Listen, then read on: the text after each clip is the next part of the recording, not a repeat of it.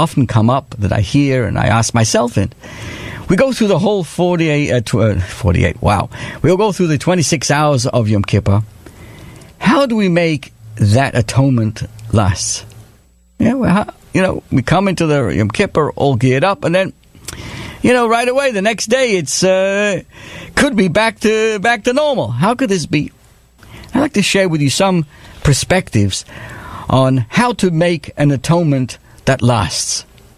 Most people approach teshuvah, which is the key word for Yom Kippur, or change, or even better, return, in the following manner. These are the things I need to do more of, and these are the things I need to do less of. Okay, makes sense. Problem is, when we focus only on our actions, what I should be doing more or shouldn't be doing less, it doesn't often work. Maybe it does in the short term, but usually not the long overhaul. Why? Because before I examine my deeds, the first thing I need to decide is, who is it I want to be? Once I decide with all my heart that this is the new me, the choices I will make will be different. How do you know? Because you yourself will want them to be different. Because your old behaviors will be inconsistent with who you are now. See, my friends, that's what we're talking about here.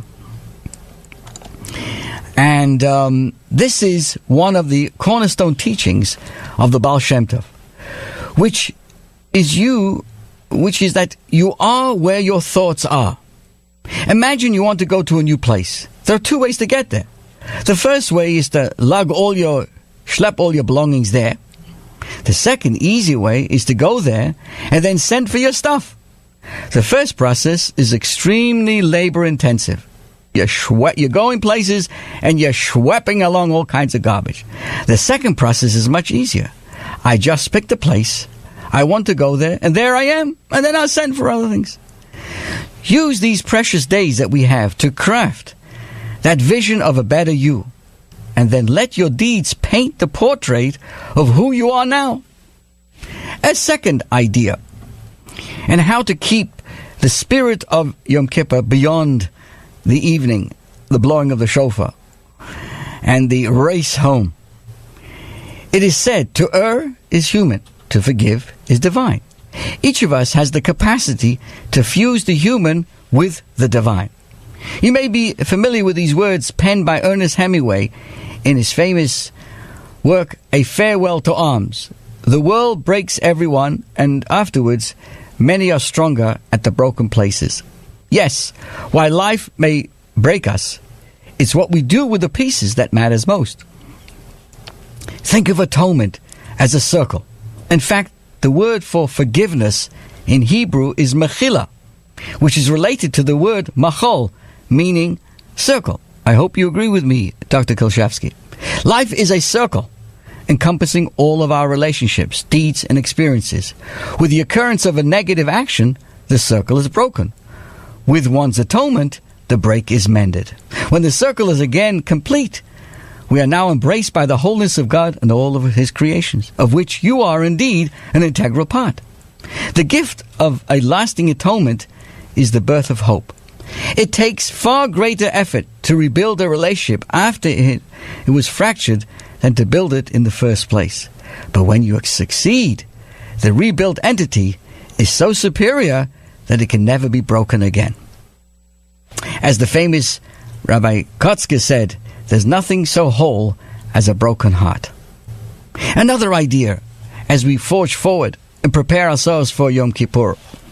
The Yomim Noraim, as they're known, are a time of heightened spirituality and self-reflection that stands out from the rest of the year. And that's the question. How do we carry the energy of these holy days with us once the Yom Kippur ends? A beautiful practice that I'd like to share with you gives us insight in how we can make an atonement lasting. It comes from the Ramah, from the Code of Jewish Law, and records that immediately after Yom Kippur ends, what should we do? We begin building our sukkah for Sukkot, right? Because Sukkot comes 4 days later. When our preparation for Sukkot is on the heels of Yom Kippur, one mitzvah is juxtapositioned with another. We go from mitzvah to mitzvah. Now, why do we do this? Just by the way, I don't know about the synagogue that you are, but in my synagogue, the moment that shofar blows, at the end there's a exit. I mean, I kind of relive the experience of people leaving Egypt, running out. And I always said to myself, why are people running out of the synagogue so fast? Out of the synagogue after Yom Kippur. And then I realized everyone's rushing to leave the synagogue at the end of a long day and to go home and start to build their sukkah. Everyone's laughing here in the studio. Maybe they know something that I don't know. But seriously, what is the significance though? Why is it? It's so important to rush home, of course, have something to eat, but to be involved in building the sukkah. In Chabad, there's a teaching that even if it's raining or you actually cannot put up the sukkah that night, talk about it. Do something about the sukkah. And that's the question. Why? Why do we do this? And here comes a very important concept.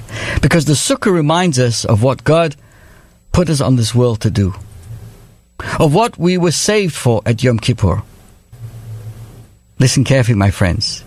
And if we are clear on this mission, we can more easily brush off the temptation to fall back in our old ways. Why? What's the secret? You see, the idea of a sukkah is called the Sukkot Shalom. God's dwelling place of peace in this world. We carry that trait. We build a physical sukkah, but really it's reflective of bringing peace in this world. Because a sukkah is a warm, welcoming, and accessible building. It represents God's glory, clouds of glory, the Anania cover that protected us as we went through the wilderness. It represents God's loving presence that led us through the desert and that continues to guide us through our lives to this day. If we are busy, so this is the secret, my friends, right after Yom Kippur, we immediately get involved in holy work. What's the holy work? Of creating peace, wholeness, inclusiveness, warmth, awareness of God. That is the secret, that our atonement of Yom Kippur will not only be lasting, but expansive. It'll be constructive and worthwhile. And so, as Yom Kippur ends, let us ask ourselves, are we ready? Has the day inspired us so much that we want to build our physical sukkah? And also its spiritual side. To build Sukkot Shalom. To bring the holiness and the spirituality of God's peace to the world. Wow. Can you imagine? We leave such a day where it's so much, you could say, self-centered in a positive sense. We look at ourselves reflectively in a more spiritual way, in a more deeper say, and we create ourselves the mood of what Yom Kippur is all about. And yet, the first thing we do when we leave the synagogue or get into our homes after Yom Kippur is to build, to go out there and impact the world and recognize the world is filled with the holiness of God, guiding us through our lives. God's presence is always there. That's why we leave our beautiful homes, go into this rickety kind of sukkah, that is open to the elements, and remind ourselves, Zorg sich nicht, my friends. Don't worry about it. God is watching over us. God's watching over the entire world.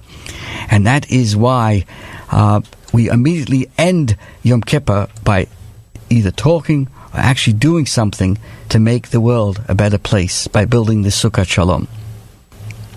I'm looking at the wonderful comments. I want to say hello to Jacob Shimino. And of course, Dr. Kolshevsky has some always wonderful comments. Thank you so much. Toda Rabbah. And of course, when we think about Yom Kippur, one of the things that I remind our congregation is, please come to the synagogue on Yom Kippur wearing non-leather shoes. Why do we do that? Why should we do that? Why is that considered one of the things that we abstain from on Yom Kippur? How does that add to the ambience on the importance and the depth and the holiness of what Yom Kippur is all about when we're wearing non-leather shoes? In general, why do we wear shoes? Because shoes create comfort. We're walking on the street. There may be stones. There may be nails. Who knows what? It protects us from getting too close to the ground and becoming impacted by it. On a more spiritual sense, a person must be in this world, but ride just above it. Just above it. So we wear shoes, of course, and that keeps us a little bit above the ground. A person must live in this world, but at the same time, not get right into it. But as our history tells us, time and time again, when Moses, for example, first encountered God at the burning bush, God says, take off your shoes. Take the Kohanim, the high priests, and the priests in the temple area throughout the temple time didn't wear shoes. They walked around barefoot. Because if the ground is a holy ground, and the ground is not the antithesis or stands in the way of our growth, then you don't need the shoes. So if you could have a completely smooth, comfortable ground, you wouldn't need the shoes. In a more spiritual, metaphorical sense, of course, is on Yom Kippur, the ground itself becomes holy. The world itself is elevated. We're like angels. Angels don't wear shoes, and therefore not putting on shoes on Yom Kippur is so integral to that recognition that that we are elevated. Now, why not leather shoes? Leather shoes, right? We wear sandals and sneakers that are non-leather, because leather, of course, require the loss of an animal, the life of an animal. And we're looking forward to God giving us life into the future. We don't want to walk around and separate ourselves and be comfortable with a pair of shoes that an animal gave it to us and lost its life over this. So, my friends, everything has a meaning. Go online, find out what Yom Kippur is all about, and the more impact we have in celebrating Yom Kippur, the greater impact it has post Yom Kippur. This is your host, Rabbi Pearl, thanking you so much for joining us, wishing you an easy fast. Don't forget, this program comes back to you at 11 p.m. right on the station. This is your host wishing you Sei gesund, a Gemar Chasim Batova, and stay well, and God bless you.